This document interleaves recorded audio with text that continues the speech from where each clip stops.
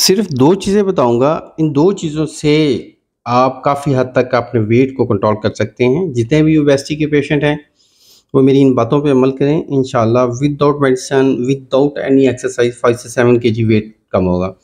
सबसे पहले है जी कि आप अपने स्टमक पे गौर करें कि कॉन्स्टिपेशन है तो वेट रिड्यूस नहीं होगा।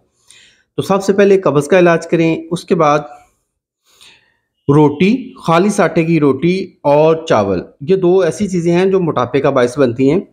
आप लोगों को एक स्पेशल आटा बताने जा रहा हूँ, इसको नोट फरमा लें। आप लोगों ने प्योर गंदम का आटा नहीं लेना, व्हाइट आटा लेना है। उसमें आप मकई का आटा मिक्स करें बराबर मिकदार में, ठीक है? 5-5 केजी मिक्स करें तो 10 केजी बन जाएगा, तो वो वाला यूज़ करें। उससे बैड कोलेस्ट्रॉल भी खत्म होगा, ब्लड की सर्कुलेशन भी ठीक होगी, हाथ-पाँव सोते हैं वो भी ठीक होंगे।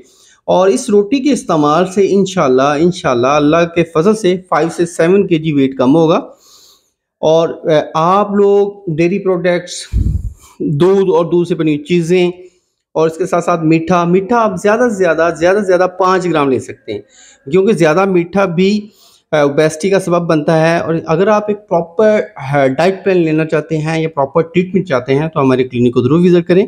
अल्लाह आपका हामी और नासिर हो। शुक्रिया, जज़ाकल्लाह, अल्लाह हाफ़िज़।